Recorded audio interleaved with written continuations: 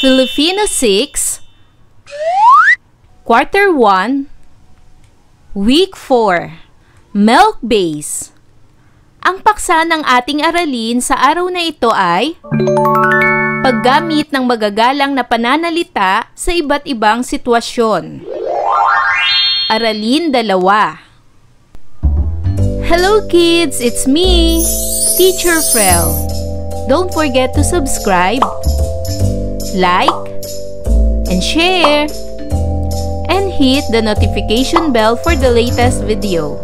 You can also follow my Facebook page, Teacher Frel TV.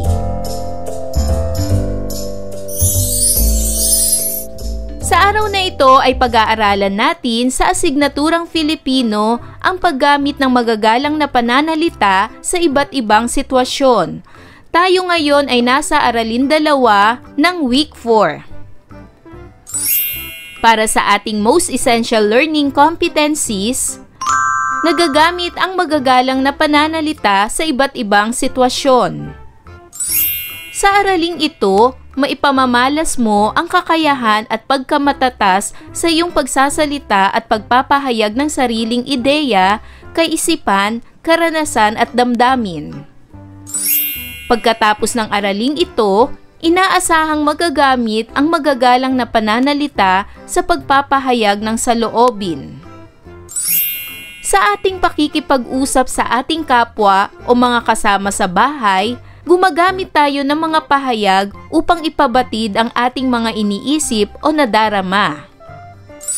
Pansinin ang usapan ng mag-iina. Sabi ni Aling Selly, "Mga anak, hindi kailangang maghanda tayo ng labis upang makapagyabang sa tao." Ang tanong naman ni Tony, "Bakit po kailangan tayong maghanda kung pista?" Ang sagot naman ni Aling Selly, "Nakagawian na nating mga Pilipino ang paghahanda kung pista para sa ating patron." Tanong naman ni Lita, "Di po ba ito ay pasasalamat sa mga biyayang tinatanggap natin sa bawat taon?" Ang tanong din ni Tony, "Bakit po ang ibang pamilya kung maghanda ay sobra-sobra?" Kaya ang sagot naman ni Aling Selly ay, "Iyon nga ang ugaling dapat nating baguhin. Ang paghahanda ay dapat na iayon sa makakaya ng mag-anak.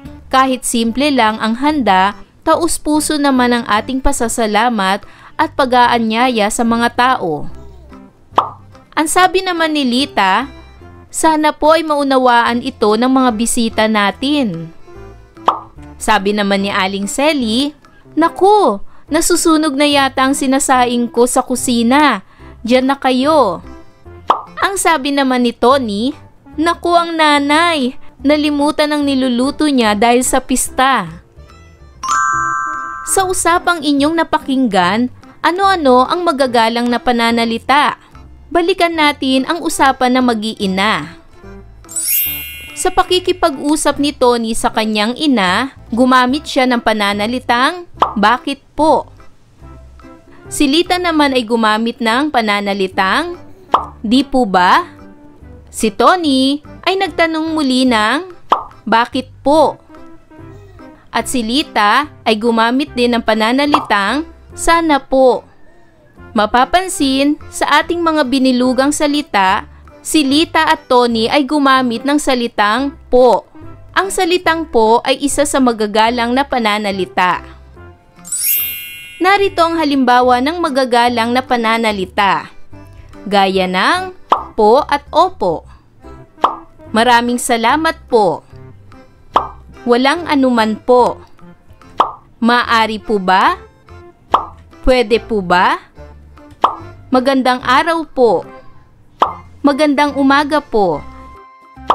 Makikiraan po. Sumasang-ayon ako, subalit. Ang paggamit ng magagalang na pananalita ay mahalaga sa pakikipag-usap.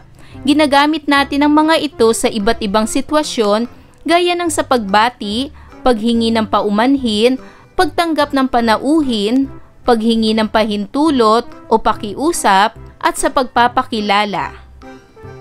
Ngayon ay dumako na tayo sa pagsasanay bilang isa. Isulat muli ang mga pangungusap sa ibaba. Ipakita ang magagalang na salita sa bawat pahayag. Gawin ito sa inyong sagutang papel. Para sa unang bilang, sumama ka sa akin mamaya, maligo tayo sa dagat. Maaari natin itong gamitan ng magalang na pananalita. Halimbawa, maaari kang sumama sa akin mamaya, maliligo tayo sa dagat. Gumamit ako ng salitang maaari. Pangalawa, dalian mo at tayo ay iiwan ng ating mga kasama. Maaari rin natin itong gamitan ng magagalang na pananalita. Halimbawa, pakidalian mo at tayo ay iiwan ng ating mga kasama. Sa pangungusap na ito ay gumamit ako ng pakidalian. Pangatlo, kumuha ka ng aklat, magbasa ka. Maaari rin natin itong gamitan ng magalang na pananalita. Halimbawa, maaari kang kumuha ng aklat at magbasa ka. Gumamit ako ng salitang maaari. Pang-apat, nabasa ko sa libro na hindi iyan totoo. Gamitan natin ito ng magalang na pananalita. Halimbawa, nabasa ko po sa libro na hindi po yan totoo. Gumamit ako ng salitang po. At panglima, ikaw ay tumahimik at may natutulog. Maaari rin natin itong gamitan ng magalang na pananalita. Halimbawa, maaari ka bang tumahimik at may natutulog? Ngayon ay gawin naman natin ang pagsasanay bilang 2. Basahin ang bawat sitwasyon. Sagutin ng tama ang pangungusap na nagpapakita ng magalang na pananalita at mali kung hindi. Gawin ito sa inyong sagutang papel. Para sa unang bilang, maaari po ba akong magtanong? Ito ba ay tama o mali? Magaling! Ito ay tama. Ibig sabihin, ito ay magalang na pananalita. Pangalawa, hoy, sino ang kasama mo? Ito ba ay tama o mali? Magaling! Ito ay mali. Dahil ito ay hindi magalang na pananalita. Pangatlo, ipagpaumanhin niyo po ang aking pagliban. Ito ba ay tama o mali? Magaling! Ito ay tama. Dahil gumamit siya ng salitang ipagpaumanhin niyo po. Pang-apat, sumasang-ayon po ako sa sinasabi ninyo. Ito ba ay tama o mali? Magaling! Ito ay tama. Ito rin ay magalang na pananalita. At panglima, pasali ako sa inyong usapan. Ito ba'y tama o mali? Magaling! Ito ay mali dahil hindi magalang ang kanyang pananalita. Para naman sa pagsasanay bilang 3, gamitin ang magagalang na pananalita sa pagpapahayag ng iyong saloobin upang makumpleto ang mga pangungusap. Gawin ito sa inyong sagutang papel. Para sa unang bilang, pwede po ba? Narito ang aking halimbawang sagot.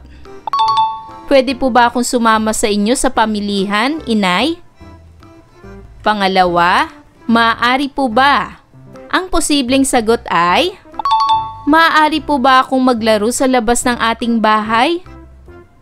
Pangatlo, tama po ang iyong sinasabi, subalit, ang posibleng sagot ay, tama po ang inyong sinasabi, subalit kailangan pa rin nating sumunod sa kanilang pinag-uutos.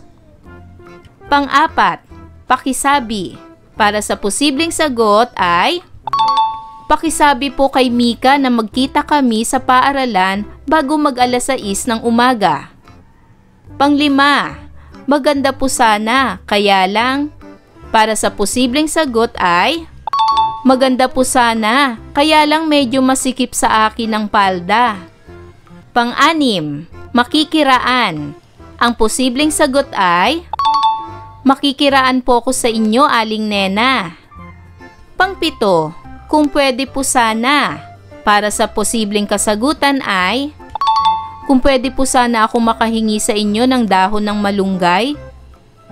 Pang-walo, huwag mo pang hayaan na. Para sa posibleng sagot ay, huwag mo pang hayaan na magkasakit ka sa kapupuyat sa paglalaro. Pang-siyam, pakiingatan po. Para sa posibleng sagot ay, pakiingatan po ang bitbit ninyong ulam, baka po matapon. At pang-sampu, hindi po pwede. Para sa posibleng sagot, hindi po pwede na manguha ng mangga na hindi nagpapaalam sa may-ari. Tandaan, ang mga halimbawa ng magagalang na pananalita ay, una, po at opo. Pangalawa, maraming salamat po. Pangatlo, walang anuman po. Pang-apat, maaari po ba? Pang-lima, pwede po ba? Pang-anim, magandang araw po. Pang-pito, magandang umaga po. Pang-walo, makikiraan po. At pang-siyam, sumasang-ayon ako subalit. Ang paggamit ng magagalang na pananalita ay mahalaga sa pakikipag-usap. Ginagamit natin ang mga ito sa iba't ibang sitwasyon gaya ng sa pagbati, paghingi ng paumanhin, pagtanggap ng panauhin, paghingi ng pahintulot o pakiusap, at sa pagpapakilala. Ayan mga bata, naunawaan nyo ba ang ating aralin sa araw na ito? Kung ganon, magaling! Mga bata, sana'y marami kayong natutunan sa ating aralin. Hanggang sa susunod na video lesson, paalam! Thanks for watching!